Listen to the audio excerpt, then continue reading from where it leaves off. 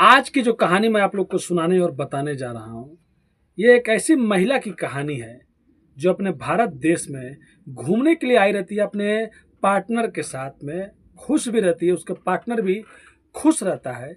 लेकिन अचानक एक दिन उसके पार्टनर का मर्डर हो जाता है।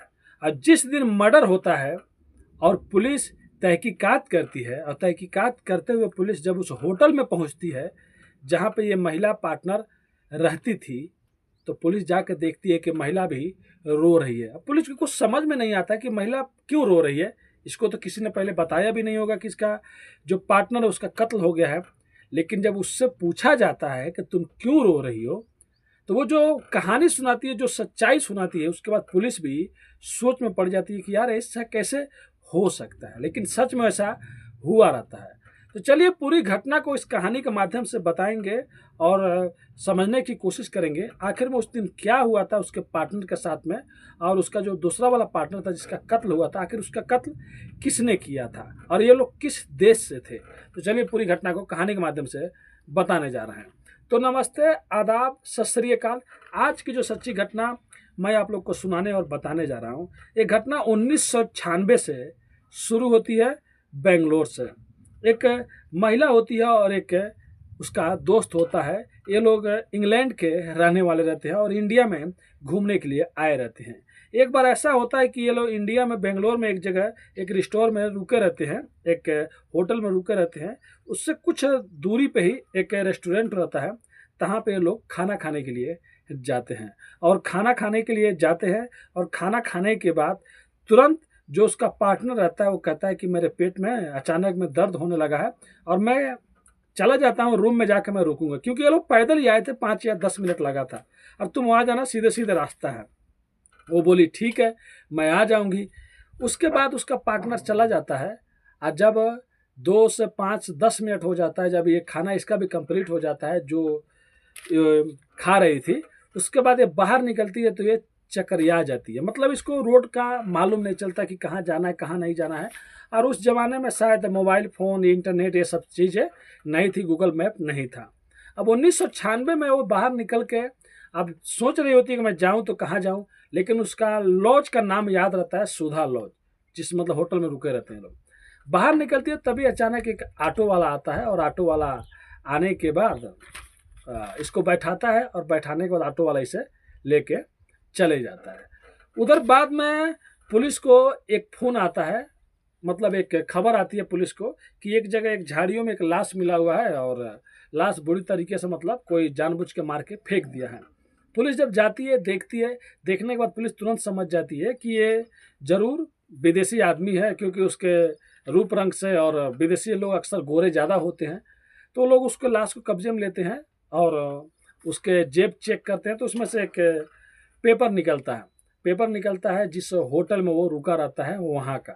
अब पुलिस वहाँ पे आती है और पुलिस आने के बाद कहती है कि बताइए ये आदमी को आप पहचानते हैं, इसका नाम ये है।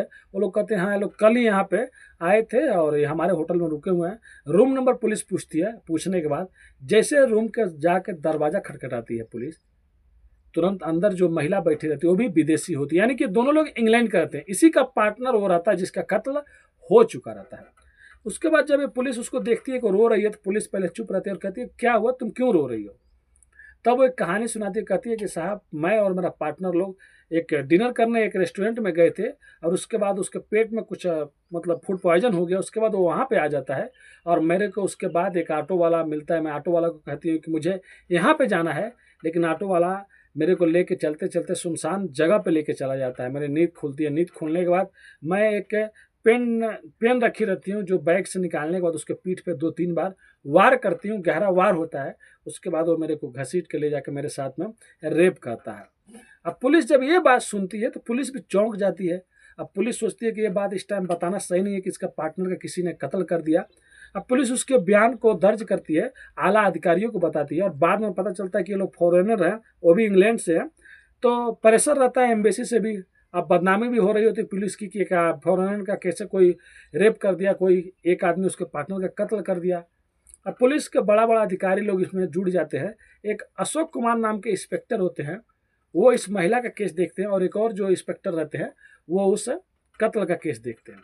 अब देखते देखते जो अशोक रहते हैं वो इस महिला से पूछते हैं, तो महिला बताती है इंग्लिश में। तो इंग्लिश में ज़्यादा बताने के बाद ज़्यादा कुछ इसको याद नहीं रहता, बस इतना कहती है ऑटो वाला था। उसके बाद अशोक कुमार जो रहते हैं बहुत अच्छे पुलिस ऑफिसर रहते हैं, वो इस विदेशी महिला को अपने घर लेके जाते हैं और घर लेके जाने के बाद अपने बीवी और बच्चों से मिलाते हैं और कहते हैं कि तुम यहाँ पर रहो, जितना दिन चाहती हो रहो, जब तक तुम्हारा रेपिस्ट पकड़ा नहीं जाएगा। क्योंकि कातिल के बारे में तो बताया नहीं गया रहता कि तुम्हारा पार्टनर का मर्डर हो गया, तो दूसरे पुलिस अफसर मतलब इन्वेस्टिगेट कर रहे होते हैं। लेकिन बाद में धीरे धीरे करके इस महिला को मालूम चल जाता है कि इसका पार्टनर का भी कत्ल हो गया। अब ये डर जाती है, सहम जाती है, कुछ भी बताने के लिए तैयार नहीं रहती है। लेकिन 2-4 दिन बीतने के बाद इंस्पेक्टर साहब उससे पूछते हैं कि ये बताओ, जो तुम्हारे साथ में गलत काम किया वो कहाँ मिला था, क्या नाम था उसके, कुछ भी तो पता होगा। तो ये पहले जो बताती थी बस ये बताती थी कि ऑटो वाला था, मेरे साथ में गलत काम किया, लेकिन ये नहीं बताती थी, भूल गई थी कि मैंने उसके ऊपर 2-3 बार वार किया था, उसके पीठ पे ज़्यादा गहरा जख्म हो गया था। लेकिन 2-3 दिन बाद उसको याद आता है, थोड़ा सा रिलैक्स फील करती है, थोड़ा सा डरना बंद करती है, क्योंकि इंस्पेक्टर साहब के घर में रहती है।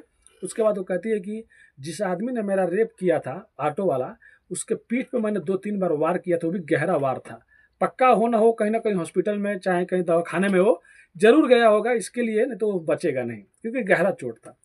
अब जैसे अशोक कुमार के बात पता चलता है, तुरंत जिस जगह से जिस जगह तक इस महिला ने बताया रहता है, उसके 10-20 किलोमीटर के एरिया में लगभग 100 से ज़्यादा जो भी मतलब दवाएं रहती है, दवाखाना रहता है, हॉस्पिटल रहते हैं, सब में कहते हैं जाके चेक करो। कुछ दिन कोई भी जिसके पेट पे या पीठ पे या मतलब जिसमें कहीं भी जो जख्म था, क्या इलाज कराने कोई आया था क्या ऐसा आदमी जो ऑटो वाला था।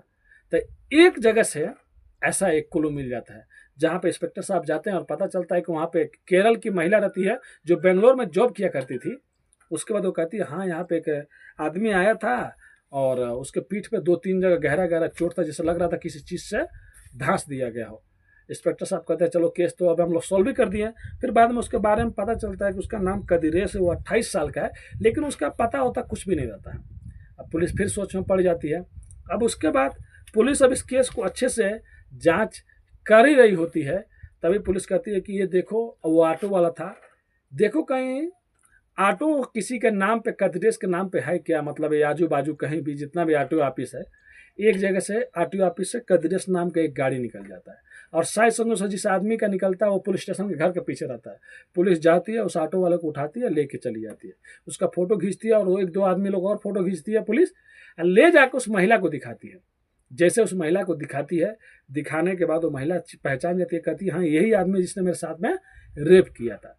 लेकिन बाद में ये केस इतना ज़्यादा वायरल हो गया था उस जमाने में कि केस पुलिस से छीनकर सीआईडी को दे दिया जाता है, यानी कि पुलिस से ज़्यादा सीआईडी को महत्व दिया जाता है, जैसे इस टाइम सीबीआई को दिया जाता है। अब तुरंत सीआईडी को एक केस दे दिया जाता है। अब अशोक कुमार कुछ कह भी नहीं पाते हैं, क्योंकि केस तो इन्होंने सॉल्व भी कर दिया था, अब उससे पूछताछ करना था, क्योंकि वो अपना जुर्म कबूल नहीं कर रहा था। फिर उसके बाद सीआईडी उसको लेके जाती है, सीआईडी कुछ दिन तक रखती है, अच्छे से पूछताछ करती है। और सीआईडी किसी को मारती थी पीटती थी नहीं, पुलिसिया तरीके से नहीं, प्यार से पूछती थी। लेकिन वो कदिरेश कहता था देखो साहब मैंने रेप नहीं किया, मैं तो उस दिन था ही नहीं और कोई गवाह भी नहीं है उस महिला के सिवा, और दूसरा कोई विक्टिम है कोई और है नहीं, और एक नर्स है जो कह रही है कि बस आप पीछे चोट लगा था, मैंने दवा किया था। तो वो बोल दिया कि मैं गिर गया था तो चोट लग गया था। अब सीआईडी को भी समझ में नहीं आ रहा था हम लोग करें तो क्या करें, ऊपर से प्रेशर था गवर्नमेंट का भी, सरकार का भी, और बदनामी भी हो रही थी। एक विदेशी का भाई इंडिया में मर्डर हो गया और एक के साथ में रेप हो गया, वो भी इंग्लैंड के। उसके बाद सीआईडी कहती है देखो ये ऐसे बताएगा नहीं, क्यों नहीं जो पुलिस वाले इन लोगों को पकड़े थे, जो इन लोगों का केस देख रहे थे, उसी को दे दिया जाए। फिर वो इंस्पेक्टर साहब को बुलाता है और कहते हैं देखो ये तो मुंह खोल नहीं रहा है, शायद आप लोग के कहने पर मुंह खोल दे, आप लोग इसको लेके जाइए, लेकिन इसको मारिएगा पीटिएगा मत, टॉर्चर मत कीजिएगा, अपने तरीके से इससे पूछताछ कीजिएगा। अब जो अशोक कुमार रहते हैं उनके सामने एक चुनौती रहता है कि इसको मारना पीटना भी नहीं और इससे जुर्म कबूल भी करवाना है, और उस टाइम मोबाइल चाहे टेक्नोलॉजी उतना थी नहीं। अशोक कुमार लेके जाते हैं, एक दिन तक उससे पूछताछ होती है, लेकिन वो कहता है कि मैंने ऐसा कुछ किया ही नहीं है, मेरे को झूठ मूठ कर फंसा रही है। अब वो अंदर से कॉन्फिडेंस होता जा रहा था कि सीआईडी ने उसे छोड़ दिया, पुलिस भी अब उससे क्या कर सकती है, वो छूट जाएगा। लेकिन अशोक कुमार एक दिन एक दिमाग लगाते हैं, दिमाग लगाने के बाद कहते हैं कि देखो अब तो तुम छूट जाओगे, चलो यार तुमने ये सब नहीं किया होगा, असली रेपिस्ट को हम लोग पकड़ लेंगे, लेकिन चलो तुम्हारा शौक क्या है, तुम्हारे दोस्त कितने हैं, तुम फिल्म कौन सा देखते हो बताओ, आज हम लोग एक साथ में देखेंगे। 2-3 दिन और जेल में हो गया रहता है, वो समझता है कि पुलिस वाले उसके फ्रेंड हो गए। उसके बाद वो कहता है कि मैं सब चीज़ नहीं करता हूँ। फिर कहते हैं चलो दारू का पार्टी करेंगे, तुम हो तो यार चलो एक केस मतलब छूट गया, केस सॉल्व नहीं हुआ, असली मुजरिम जब पकड़ा जाएगा तो तुमको जरूर बुलाया जाएगा। लेकिन तुम 2-4 दिन में चले जाओगे, उससे पहले हम लोग पार्टी करते हैं, पार्टी में तुम भी आना। अब जो इंस्पेक्टर साहब रहते हैं बियर मंगाते हैं, उससे पूछते हैं क्या पीते हो, वो बोलता है शराब नहीं पीता हूँ, शराब पिए तो नशा चढ़ जाता है। वो बियर मंगाते हैं। और कुछ पुलिस वाले रहते हैं जो बियर दारू पीते तो उनको भी बुलाते हैं। वहाँ पर बैठाने के बाद सबसे ज़्यादा बियर इस कदिरेश को पिलाते हैं। जब कदिरेश फुल नशा में आ जाता है, पुलिस वालों के मतलब कंधे पे हाथ रख के बात करता है, तब इंस्पेक्टर साहब कहते हैं कि ये बताओ कदिरेश, तुम उस दिन कहाँ थे जब वो फुल नशा में रहता है।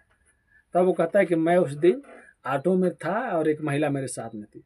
तब उसको बाद कहते हैं बताओ तुमने महिला के साथ में पहले क्या किया, मतलब उसको पहले क्या किया, तुमने उसको समझाया या तुम नींद में उसके साथ में गलत काम कर रहे थे। मतलब जो चीज़ नहीं पूछना चाहिए था वो चीज़ उससे पूछ रहे थे। उसको मज़ा आ रहा था कि चलो अब तो कुछ नहीं होगा, बता दो। वो इतना ज़्यादा नशे में रहता है कि सारी सच्चाई बता देता है कि मैं उसको लेके जा रहा था, फिर वो पीछे से मेरे पर हमला कर दी, उसके बाद मुझे गुस्सा आ गया, उसके बाद मैं मारा पीटा, वो बेहोश हो गया, फिर मैं उसको ले जाके झाड़ियों में उसके साथ में रेप किया, फिर मैं उसको वहाँ पे छोड़ के चला गया। सब चीज़ जुर्म कबूल कर लेता है। और उस टाइम ये रिकॉर्डिंग हो रहा था, वीडियो रिकॉर्डिंग हो रहा था, मतलब बड़े अधिकारियों को दिखाना था, कुछ अधिकारियों के सामने भी हो रहा था। लेकिन अब यहाँ पुलिस वालों को भी सामने चुनौती था, क्या अधिकारी लोग इस बात को मानेंगे, क्योंकि ये भाई नशा में है। लेकिन उसके बाद उस जिसने जो जो भी चीज़ बताया, उसके बाद सब चीज़ पुलिस जांच की, कहाँ से कहाँ गया था, कहाँ नहीं गया था। उसके बाद पूरा सबूत इसके खिलाफ गए और 1996 से पकड़ा गया। पकड़े जाने के बाद केस चला और 1998 में मतलब 2 साल बाद उसे उम्र कैद की सज़ा हो जाती है। अब सोच सकते हैं उम्र कैद की सज़ा होने के बाद अब ज़िंदगी भर जेल में ही सड़ेगा और ज़िंदगी भर जेल में रहेगा। और जो ये इंग्लैंड की जो महिला होती हैं, ये इंग्लैंड अपने वापस चली जाती है। लेकिन इसका दूसरा पहलू भी आपको मैं सुनाने और बताने जा रहा हूँ। ये जो कदिरेश रहता है, इसका ऊपर केस चल रहा होता है बलात्कार का, यानी कि रेप का। और जो उस महिला का पार्टनर होता है, उसका कातिल कभी पकड़ा ही नहीं जाता। मतलब पुलिस जांच करती है, बाद में इस एंगल से भी चेक करते कहीं कदिरेश तो नहीं है, उसके मतलब पार्टनर का मर्डर कर दिया। लेकिन ऐसा कुछ सामने आता ही नहीं, पुलिस उस कातिल को पकड़ ही नहीं पाती है, ना उसके पार्टनर की सच्चाई सामने आती है। इस महिला के रेप और जानलेवा हमला और भागना और पुलिस को गुमराह करना, इसके जुर्म में इसको उम्र कैद की सज़ा हो जाती है।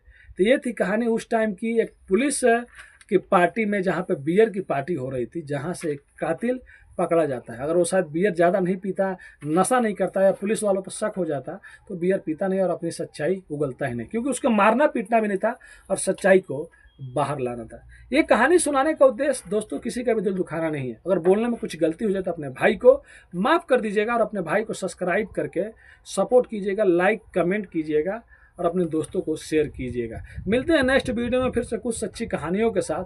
अभी के लिए अलविदा लेते हैं आप लोगों से। धन्यवाद।